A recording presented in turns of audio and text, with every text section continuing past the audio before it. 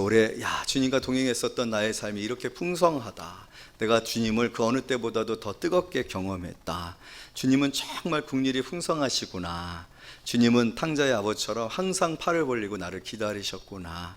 그리고 힘든 사역의 현장에서 어떻게 주님께서 나를 위해서 일하시는지, 나도 열심히 일하지만 참 주님께서 나를 위해서 너무나도 많은 일들을 하고 계시는, 그래서 그 길이 평탄하고 그 길 가운데 내가 생각지도 못했었던 놀라운 일들이 일어나는 것들을 보는 그런 귀한 성도인들 되어지기를 원합니다. 그러나 오늘 말씀은 좀 진지합니다. 그래서 이 말씀을 통하여서 또 우리의 삶에 대하여서 한 번 더 우리가 깊이 생각해 볼 수 있는 그런 시간이 되어지기를 원하는데, 오늘 말씀의 제목이 세례 요한의 죽음이죠. 세례 요한의 죽음. 세례 요한의 죽음. 아무리 생각해도 이 말씀의 제목이 어울리지를 않아요. 세례 요한은 죽으면 돼요? 안 돼요? 세례 요한은 죽으면 안 될 것 같아요. 왜냐하면 세례 요한의 사명 자체가 너무 귀하잖아요.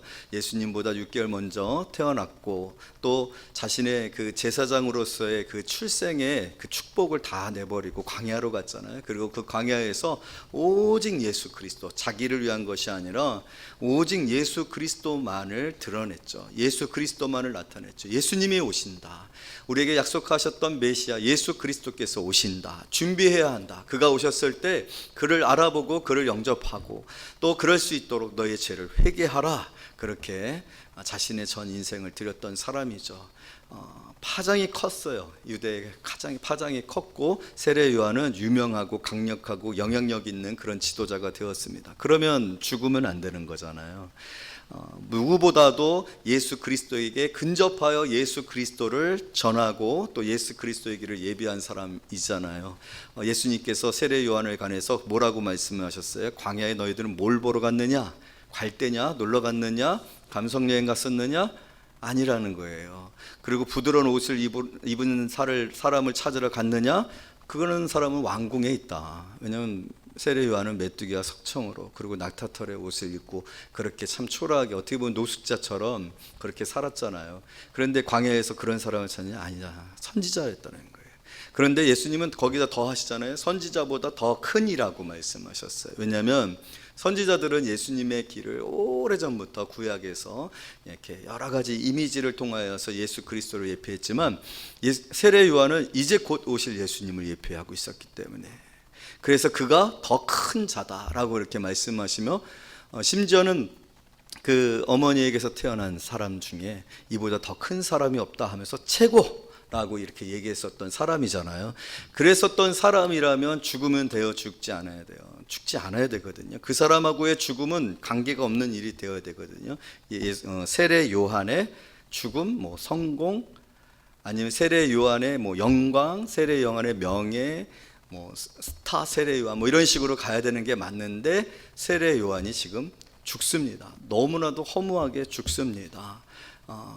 참수형을 당해서 정말 수치스럽게 여인들에게 쟁반에 당겨져 가지고 그 머리가 이렇게 들려지는 그런 상황 가운데 있어지는 그런 비참한 죽음. 이 죽음은 어떤 죽음인가, 그 문제를 우리가 함께 생각해 보는 시간이 되어지기를 원합니다. 여러분, 오늘 우리는 죽음에 관해서 생각을 해야 합니다. 죽음이라는 것은 우리에게 모두에게 다가올 미래이고, 우리가 반드시 경험하게 되어질 운명입니다. 어느 누구도 죽음을 피할 수가 없습니다. 우리가 죽음에 직면한다라는 것, 죽음이 우리와 상관이 반드시 있다라는 사실은 우리가 뭘 받아야 된다라는 것을 말해주고 있는 거예요. 구원 받아야 된다는 거예요. 우리에게 영혼이 있다라는 거예요. 우리가 사는 것이 단지 우리에게 주어진 이 연수를 사는 것이 아니라 우리에게는 영원의 세계가 있다라는 거예요. 우리에게 천국이 있음을 여러분 믿으시는 성도님들 되어지기를 원합니다. 예수님께서 오신 목적도 분명하지 않습니까? 회개하라, 천국이 가까이 왔다라고 말씀하셨어요. 예수님이 오신 것은 이 나라를 위해서 오신 것이 아니에요. 여러분, 이 나라가 얼마나 참 가볍고, 또 이 나라가 우리가 생각하는 것처럼 전부이고, 우리는 지금 지난 한 주간만 생각하더라도 이 나라에서, 이 땅에서, 이 세상에서 어떻게 살 것인가, 얼마만큼 여유롭게 살 수 있을 것인가, 다른 사람과 비교해서 나는 더 능력 있는 삶을 살고 있는가, 행복한가, 그리고 행복해질 수 있는 방법은 무엇인가, 돈이 많아야 돼, 지위가 있어야 돼. 사람들이 나를 함부로 하지 못하도록 힘이 있어야 돼. 우리는 자꾸만 거기에다 기준을 맞추고 그것에 맞추어서 살아가고 있지 않습니까? 그런데 오늘 예수님은 이 나라가 아니라 천국을 말하고 있어요. 하나님의 나라를 말씀하고 있다라는 거예요. 구원에 관해서 말씀을 하고 있고, 오늘 저와 여러분의 영혼의 문제를 예수님은 다루고 있단 말이에요. 그렇기 때문에 죽음이 우리에게 먼 이야기가 아닙니다. 죽음은 우리가 고민해야 되는 것이고, 죽음에 관하여서, 사망에 관하여서 우리가 이 죽음과 사망에 어떻게 직면할 것인가, 영혼에 관하여서 우리가 어떠한 마음을 가져야 될 것인지를 생각하지 아니할 수가 없어요. 여러분, 하나님께서 세상을 창조하신데 얼마나 많은 시간이 필요했죠? 우리 학자들이 얘기한 것처럼 몇 억만 년이 필요하셨습니까? 아니에요. 하나님께서 이 세상, 지금 우리가 살고 있는 이 세상을 지으시는데 단 6일이 필요하셨습니다. 얼마나 짧은 시간에 만들어진 세상인지 몰라요. 그렇게 간단하게 만들어질 수 있는, 짧은 시간에 만들어질 수 있는 세상이 왜 우리에게 전부가 되어졌는가? 이 세상 외에는 아무것도 없는 것이냐? 이 세상이 모든 것이 목적이 되어지고 이 세상의 모든 것을 다 투자하고 모든 열정을 다 드리고 있는가? 그렇지 않다. 여러분, 이 세상은 잠시 잠깐 있다 없어질 것이라는 것을 항상 기억해야 합니다. 우리가 얼마나 속히 나이가 들고 세월을 뒤돌아봤을 때 우리의 인생이 얼마나 짧았는지를 우리는 느끼면서 깜짝깜짝 놀래요. 오늘 주보에 보면 어린아이의 사진이 있잖아요. 이렇게 귀여웠던 어린아이가요, 금방 큽니다. 여러분, 주변에 아이들 크는 거 보면 세월이 금방 갑니다. 정말로 세월이 금방 갑니다. 우리의 인생이 그렇게 길지 아니함에도 불구하고 우리가 너무나도 이 세상에 집착하고 이 세상에서 어떻게 살 것인가, 무엇을 먹고 살 것인가, 어떤 지위에서 살 것인가, 어떤 차를 살 것인가, 그런 생각을 하면서 살아가고 있다는 것은 참으로도 안타까운 일이 아닐 수가 없어요. 여러분, 영혼이 구원을 받아야 합니다. 영혼이 구원을 받아야 돼요. 그런 우리를 불쌍히 여기사 오신 이가 바로 예수님이시고, 그 하나밖에 없는 예수님을 우리에게 사랑으로 보내주시고 내어주신 이가 바로 예수님이십니다. 그렇기 때문에 여러분, 오늘날 어떻게 보면 그러한 가치와 그러한 천국을 소망하고 그의 나라와 그의 의를 구하며 살아가며 영혼을 이 세상의 어떤 가치보다도 소중하게 생각하는 사람들에게 있어서 오늘 이 세상은요, 어떤 반응을 보입니까? 바로 세례 요한의 죽음과 같은 반응을 보이는 거예요. 그래서 죽는 거예요. 세례 요한이 죽었고, 예수님의 길을 예배했던 세례 요한이 헤롯 왕에 의하여서 죽임을 당하고, 그 헤롯 왕은 예수마저도 죽였습니다. 그리고 또 그 헤롯 왕의 아들이 또 제자들을 죽였습니다. 세상의 왕이잖아요. 세상의 왕들은 예수 그리스도를 거절합니다. 예수 그리스도를 수용하지를 않습니다. 대적합니다. 그리고 자꾸만 이 영혼에 관하여서, 천국에 관하여서 하나님의 나라를 거부하고 그것이 거짓인 양 우리를 속입니다. 그렇기 때문에 그것을 믿고 그것을 소망하며 살아가는 사람들은 이 세상에서 어떻게 보면 이 세례 요한과 같은 삶에 직면할 수밖에 없어요. 세례 요한의 죽음, 오늘 예수 믿는 사람들이 이 세상 속에서 환영을 받고 우리의 신앙의 원리가 세상 사람들에게 있어서 그것이 행복의 조건이 되고 경영의 조건이 되어지고 또 자녀를 키우는 조건들이 되어지는가를 했을 때 그렇지 않잖아요. 그렇지 않잖아요. 때문에 여러분, 우리는 이 세상 속에서 오늘 이 죽음에 임하게 되어지는, 죽음에 이르게 되어진 이 세례 요한의 현실, 이 현실이 나와 멀지 아니하다라는 것을 인식할 필요가 있어요. 여러분, 신앙생활은 모든 것이 다 핑크빛이 아닙니다. 저희 센터장님의 책상을 가보면은 다 핑크빛이거든요. 마우스도 핑크빛, 키보드도 핑크빛, 컴퓨터도 핑크빛, 옷도 핑크빛, 의자도 핑크빛, 심지어는 방석도 핑크빛, 다 핑크빛이요. 얼마나 사는 게 힘들면 핑크빛으로 자신의 삶을 둘러서 행복을 기대하고 핑크빛 인생을 살고 싶어 하시냐. 농담이에요. 예수 그리스도 안에서 소망 가운데 살아가고 계셔요. 하나님께 감사하며 살아가고 있어요. 근데 세상의 사람들이 핑크빛 세상에 유혹을 당하고 그렇게 유혹을 합니다. 너희들은 죽는다라고, 이기지 못한다라고.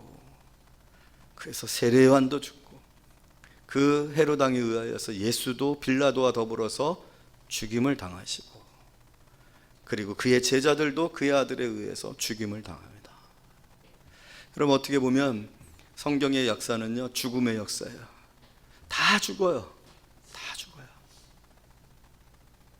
그래서 우리가 신앙생활이 핑크빛이라고 생각하는 거 착각입니다.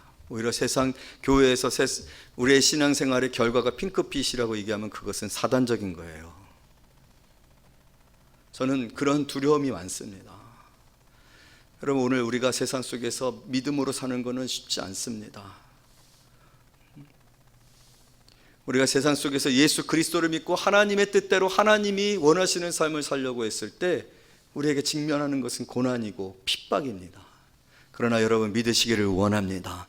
예수께서 다시 사셨습니다. 다시 사신 이유는 부활의 첫 열매가 되시기 위해서 사심인 줄로 믿습니다. 죽으나 다시 산다라는 거예요. 죽으나 우리가 이 죽음에 직면하나, 우리가 죽음에 처하게 되어지나, 이 세상에 사는 삶이 믿음으로 사는 것 때문에 세상 사람들이 업신여기고 무시하고 조롱하나 우리의 영혼은 구원을 받는다라는 거예요. 우리는 하나님께 속한다라는 거예요. 우리는 하나님의 나라의 백성으로 살아가게 되어진다라는 거예요. 이 확실한 약속을 믿고 여러분, 낙심하지 아니하는 성도님들 되어지기를 원합니다. 예수도 죽으셨어요. 예수님도 그래서 제자들에게 말씀하셨어요. 걱정하지 말아라. 너희를 미워하는 것이 아니라 나를 미워하는 것이라고 얘기를 했어요. 사랑하는 성도 여러분, 그렇게 예수 그리스도로 인하여서 고난당하는, 예수 그리스도로 인하여서 우리가 세상의 사람들과 다른 길을 간다라고 했을 때, 세상에 많은 세린들이 찾는 그 넓은 길로 가지 아니하고 길이 협소하고 찾는 이가 없는, 그것이 외로워요. 함께 있어야 좀 따뜻한데 따뜻하지도 않아요. 사람들이 있어야 내가 하는 일이 드러나게 되고 소문이 나고 인정을 받잖아요. 팔로워가 많아야 되는 거잖아요. 근데 나를 따르는 사람들이 없어요. 그래서 우리의 선택들과 우리의 가는 길, 예수님이 가신 그 길을 가려고 했을 때 여러분, 그 길 가운데 박수가 없네요. 박수가 없네요. 그렇다 할지라도 여러분, 분명히 주께서 자기를 찾는 이에게 상 주시는 이임을 믿어야 할지니라 라고 하셨습니다. 6일 만에 창조되었던 세상입니다. 이 세상이 무너지는데 얼마나 많은 시간이 필요할 거라고 생각하십니까? 아니에요. 지금 지구가 점점 멸망하고 있는 것 같습니까? 아니에요. 여러분, 지금 미국의 로스앤젤레스가요, 어제요 40도가 넘었어요. 제가 깜짝 놀랐는데 편의점에 냉장고가 있잖아요. 그럼 냉장고에 있는 음료수를 꺼냈는데 그 음료수가 얼어버리는 거야. 그러니까 냉장고 안에 있는 음료수보다도 밖의 온도가 더, 그렇지, 차가워서 어는 거예요. 그 정도로 날씨가 추운 거예요. 그래서 많은 분들이 돌아가셨다라고 얘기하면 깜짝 놀랐어요. 이렇게 지구 온난화로 인하여 홍수가, 또 극한이, 이런 또 기근이, 가뭄이 이렇게 찾아와서 점점 해서 지구가 멸망할 것 같으세요? 오해하지 마세요. 착각하지 마세요. 아니에요. 하나님이 결정하시면 내일에도 이 세상은 끝납니다. 하나님이 한 사람이라도 더 구원하기를 원하셔서, 하나님 우리를 너무나도 불쌍히 여기신 그 마음은 예수 그리스도에게 담겨져 있지 않습니까?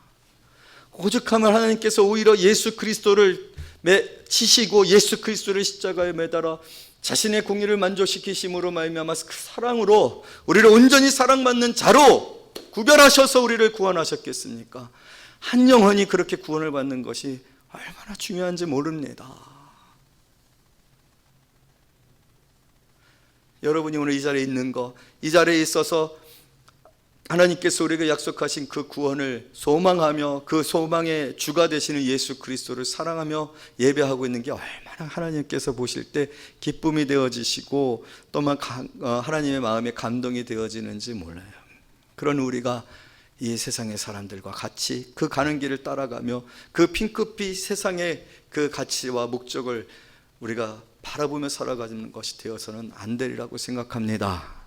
여러분, 오늘 비록 우리가 이 세상에서는 환난을 당하나, 우리가 고난을 당하나 잠깐의 고난이라고 했어요. 장차 다가올 영광에 좋게 비교할 수 없다고 했습니다.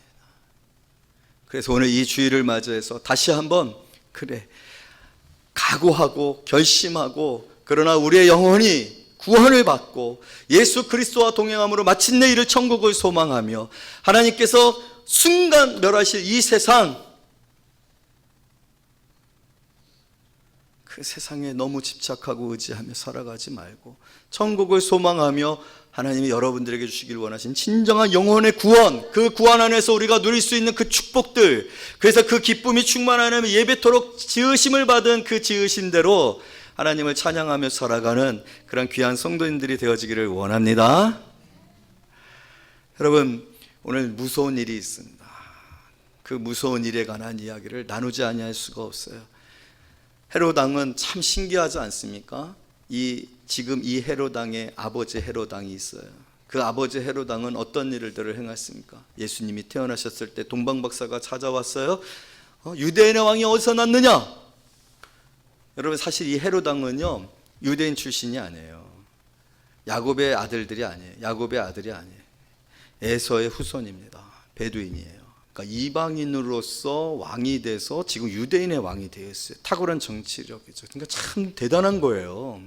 그렇죠? 야곱과 에서가 어떤 관계였는지 여러분 아시잖아요. 그 관계가 얼마나 역사적으로 깊은 갈등의 관계인지 아시잖아요. 그런데 유대인을 이 에서의 후손인 헤롯이 지금 다스리고 있는데 유대인의 왕이 났다. 그러니까 정통성이 없는 거잖아요. 그래서 이 헤롯 왕이 불안했었던 거예요. 그리고 분봉왕이었거든요.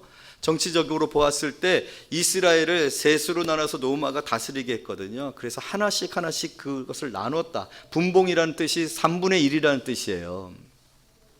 3이라는 의미란 말이에요. 그러니까 그 나라를 다스리니까 불안한데 유대인의 왕이 났다? 그러니까 두려워서 어떻게 한 거예요?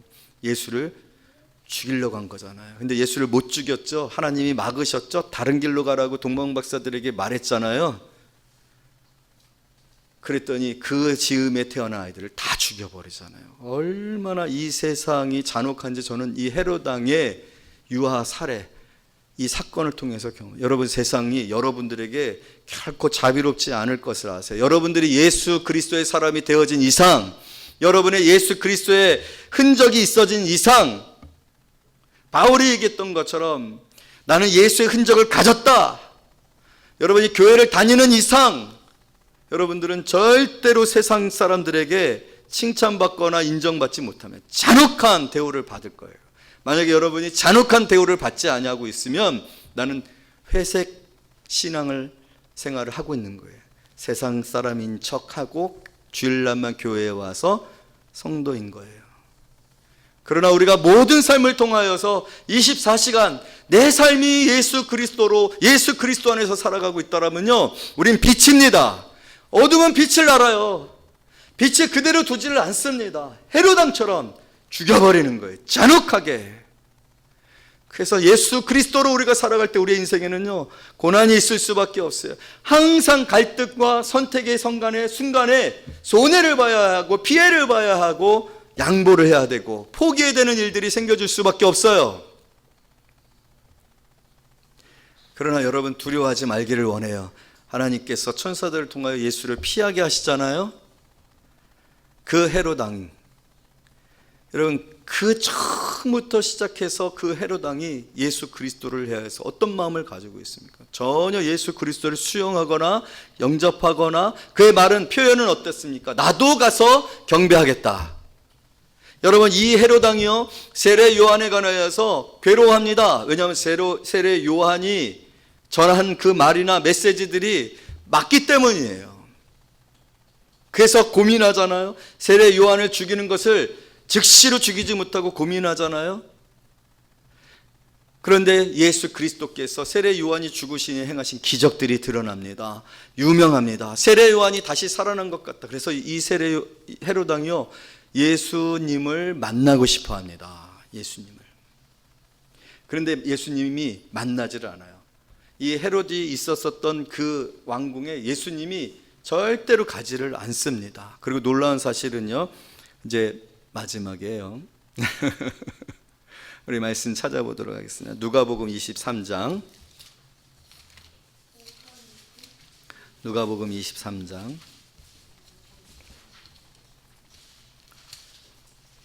1절부터 12절까지 말씀 우리 나눌 건데, 여기에 무서운 말씀이 있습니다.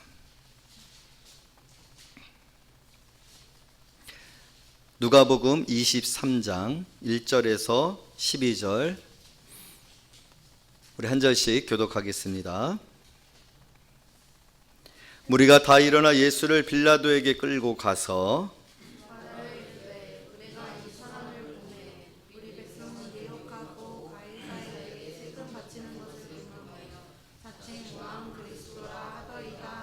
빌라도가 예수께 물어 이르되 내가 유대인의 왕이냐? 대답하여 이르되 내 말이 옳도다.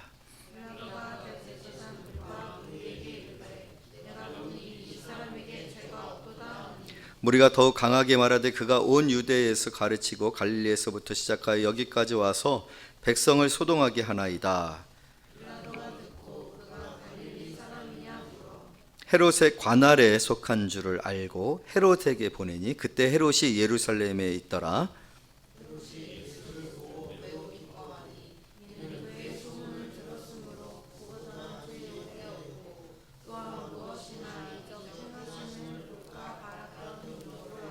여러 말로 물으나 아무 말도 대답하지 아니하시니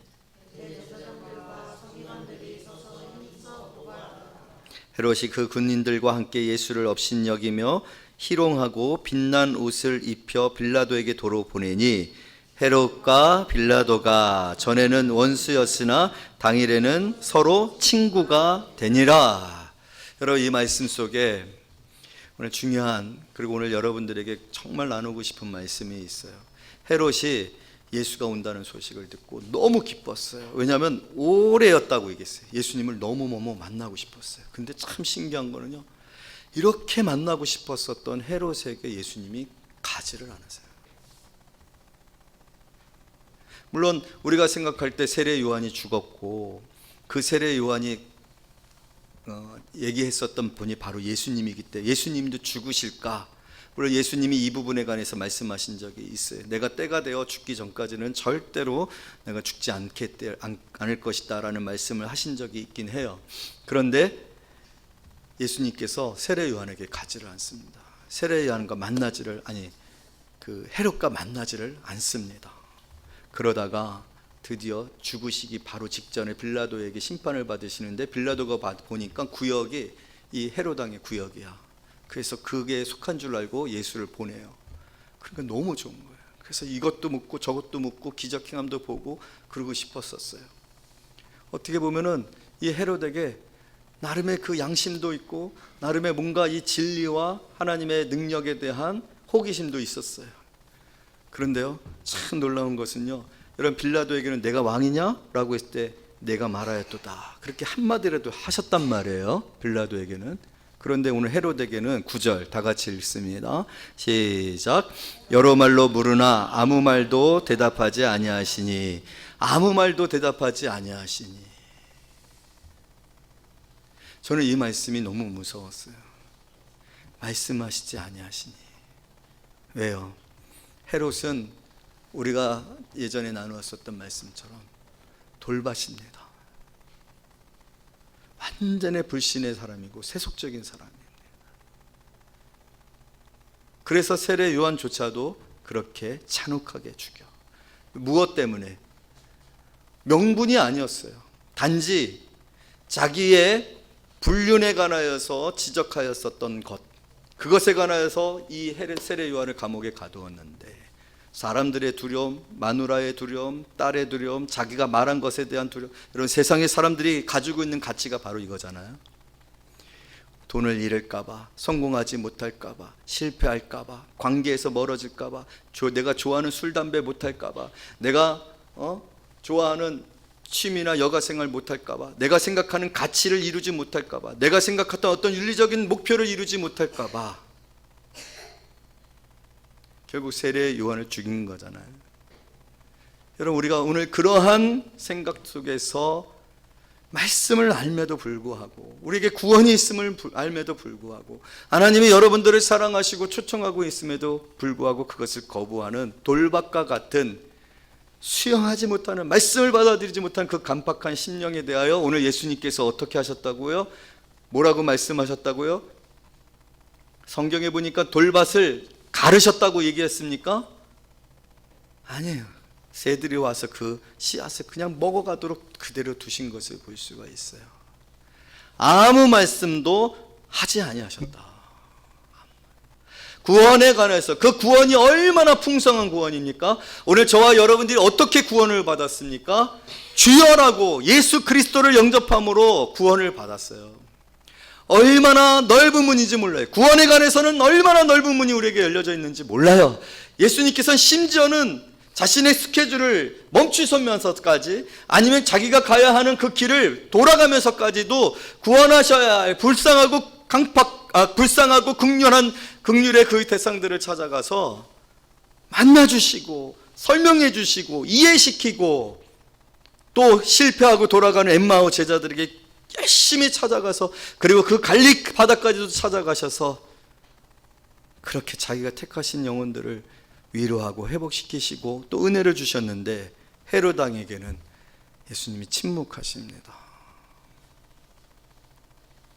여러분, 이 예수님의 침묵이 저와 여러분의 침묵이 되지 아니하기를 원합니다.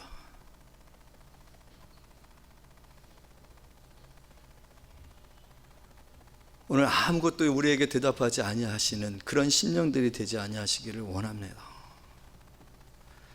그러나 바라옵기는 오늘 저와 여러분들이 주님이 이토록 자비하시고, 이토록 오래 참으시고, 또 이토록 여러분의 손을 놓지 아니하시고, 심지어는 올해 말씀이 내 눈과 내 마음이 여기에 있다. 할렐루야. 아무나 구원받는 거 아닙니다. 모두가 구원을 받을 수 있는 건 아닙니다. 아멘 하는 자에게 구원이 있는 겁니다. 여러분, 대답하지 아니하실 때는 절대로 대답하지 아니하십니다. 그러나 여러분들을 사랑하심을 믿으시기를 원합니다. 그리고 그 사랑은 영원합니다. 끝까지. 그 하나님의 영광의 보좌, 아버지 하나님께서 내게 주신 사람은 내가 한 사람도 잃어버리지 않는다. 잃어버린 양 한 마리를 찾고 또 찾아 마침내 찾아서 어깨에 메고 돌아오시는 예수님, 그 예수님의 어깨에 메어진 저와 여러분의 삶이, 여러분, 이 세속적인 삶과 비교하여 이 순간에 멸망할 이 세상의 어떤 가치나 목적과 비교하여 과연 더 소중한 것이 무엇이고, 더 우리가 지금 사랑하고 붙들어야 되고 더 의미 있게 해야 할 삶이 어디인 것인지를 오늘 이 말씀을 통해서 깨달으시고, 돌아오시는 성도님들, 다시 신앙이 회복되어지시는 성도님들, 그리고 주님과 더불어 그 구원의 놀라운 축복들을 누리며 사시는 성도님들이 되어지시기를 말씀으로 축복해요. 기도하겠습니다. 하나님 감사합니다. 오늘 우리를 사랑하신 그 하나님의 사랑이 저와 여러분들 우리에게 있음을 믿습니다. 오늘 주님께서 만져주시고 그 주님의 마음을 느끼는 모든 심령들마다 천국을 경험케 하여 주옵소서. 이 세상이 하나님 얼마만큼 헛된 거 핑크빛인지 속지 아니하게 하시고, 하나님의 나라를 바라보며 사는 자들 되게 하시되, 또한 우리에게 주신 거룩한 소명을 따라 우리에게 참으로 주신 시간들을 통해서 영혼들을 구원하며 건지며 하나님 앞에 이끄는 우리 교회가 되어줄 수 있도록 축복하여 주옵소서. 감사를 드리며 예수님의 이름으로 기도 올려옵나이다. 아멘. 찬송가 407장 우리 찬양하며 예물 하나님 앞에 올리도록 하겠습니다.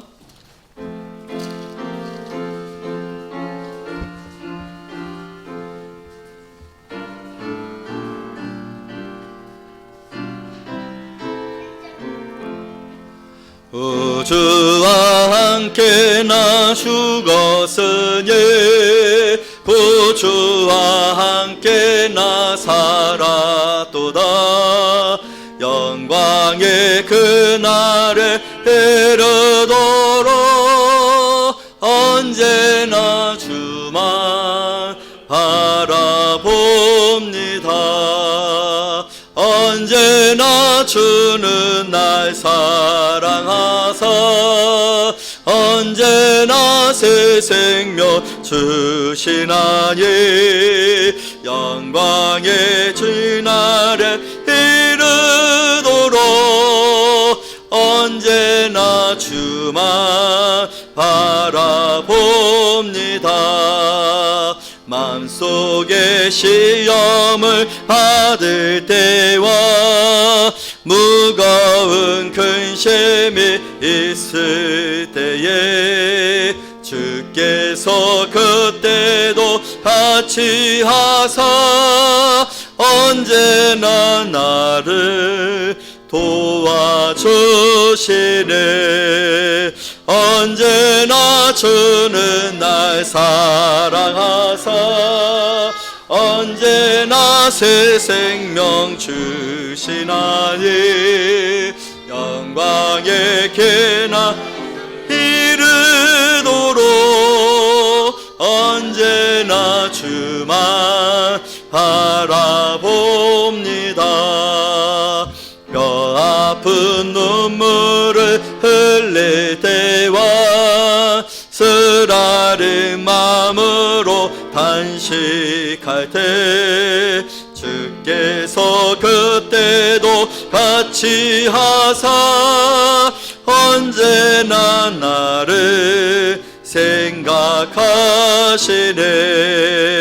언제나 주는 날 사랑하사 언제나 새 생명 주시나니 영광의 그날에 이르도록 언제나 주만 바라봅니다.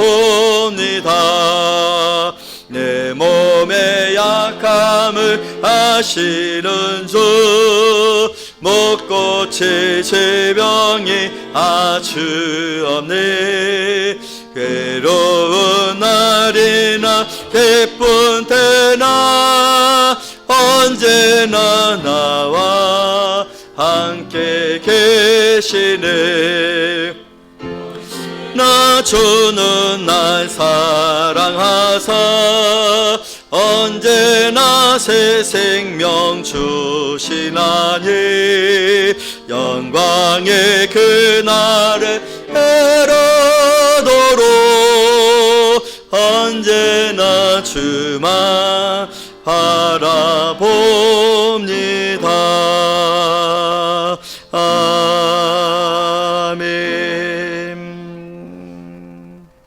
네, 광고하도록 하겠습니다. 겨울 성경학교가 2월 17일부터 18일 이렇게 있습니다. 우리 이미진 간사가 주일학교를 맡고 주일학교가 굉장히 아주 활성화되어지고 있는데 여러분 또 이번 그 겨울 성경학교를 통해서 우리 주일학교 부흥할 수 있도록 기도도 많이 해주시고 관심도 많이 가져주시고 또 후원도 많이 해주시고 또 지나다니다가 아이들이 있으면 끌고 오시고 지금 너무 우리가 같이 소원하고 있는 게 가원초등학교가 이제 바로 앞에 있는데 이 가원초등학교 친구가 한 명이라도 와야 이게 좀 접촉이 돼서 가원초등학교 전도가 될 텐데 아직 한 명도 오지 못하고 있어요. 날씨가 춥고서 아이들이 이제 다니질 않으니까 그런 것 같은데 어쨌든 가원초등학교를 위해서 여러분 많이 기도해서 주일학교가 이렇게 아이들이 많고 지금도 참 많아서 너무 좋은 것 같아요. 그래야 교회가 또 이렇게 또 뭐라고 할까 밝고 또 이렇게 좋은 것 같아요. 그래서 여러분들 그 우리 가온초등학교 친구들 꼭 올 수 있게 해달라고 기도해 주시고 우리 주일학교 친구들 열심히 신앙생활 할 수 있도록 기도 많이 해주시면 감사하겠습니다. 오늘 우리 브라질에서 선교를 하고 계시는 우리 최은성 선교사님 네 분 또 자녀분 와주셨는데 너무 감사드리거든요. 잠깐만 일어나 주시겠어요? 그때 인사를 했는데 다 모르시는 분들도 계시더라고요. 네, 우리 박수로 축복하시고 힘내시라고. 네. 사모님께서 조금 아프셔서 병원에 진찰도 받고 치료도 받으시기 위해서 나오셨거든요. 여러분 많이 기도해 주셔서 진짜 제 친구가 친구여서 자랑하는 게 아니고 너무 그 브라질에서 우리 장애인들을 위해서 사역을 잘 하시고 계세요. 가끔씩 이렇게 보내주신 편지에 보면 너무 죄송한 거예요. 이렇게 선교지에서 열심히 일하시는데 우리도 더 열심히 해야겠다 그런 생각을 갖습니다. 많이 기도해 주시고 또 교회가 빨리 부흥을 해서 우리 또 선교도 후원도 하고 그랬으면 좋겠는데 좀 어려운 게 안타깝고요. 또 사실 브라질로도 가고 싶은데 브라질은 경비가 너무 많이 들어서 근데 또 교회가 많이 부흥하면 또 갈 수 있겠죠. 그런 소망도 한번 가져봅니다. 네, 오늘 새로 오신 분이 있어서 잠깐 인사드려요. 손 한 번만 그냥 들어주세요. 네, 네, 감사드려요. 네, 우리 박수로 환영합니다. 네, 자, 옆에 계신 우리 성도님들과 같이 인사 나눕니다. 네, 뭐라고 해야 될까? 네, 사랑합니다. 은혜 많이 받았습니다. 행복하세요. 인사하겠습니다. 네, 자리에서 일어나십니다. 찬송가 442장 찬양 후에 예배를 마치겠습니다. 442장.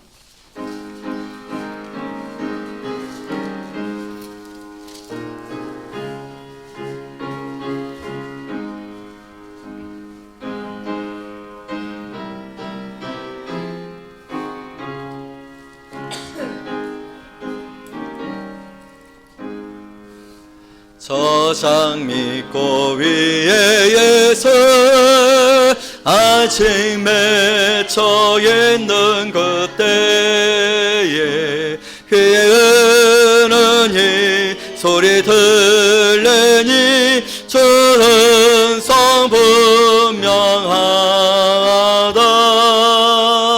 주님 나와 동행을 하면서 나를 친구 삼으셨네. 우리 서로 받은 그 기쁨은 알 사람이 없도다. 그 청한 주의 음성 우는 새도 잠잠케 한다. 내게 들리던 주의 음성이 늘 귀에 쟁쟁하다. 주님 나와 동행을 하면서 나를 친구 삼으셨네. 우리 서로 받은 그 기쁨은 알 사람이 없도다. 함깃도로 동산 안에 주와 함께 있으려 하나. 이런 세상에 할 일 많아서 날 가라 명하신다. 주님 나와 동행을 하면서 나를 친구 삼으셨네. 우리 서로 받은 그 기쁨은 알 사람이 없도다. 지금은 우리 주 예수 그리스도의 은혜와 하나님의 크신 사랑과 성령의 위로 교통 충만케 하심이 하나님께서 우리에게 허락하신 구원의 축복을 누리며 천국을 소망하며 또한 이 세상 가운데서 빛으로 살아가기를 소망하는 사랑하는 모든 성도들과 교회와 이 나라 이 민족과 드려진 예물 위에 그리고 우리 브라질 선교를 감당하고 있는 목사님과 사모님 그리고 자녀들 위에 이제로부터 영원까지 함께 있을지어다. 아멘.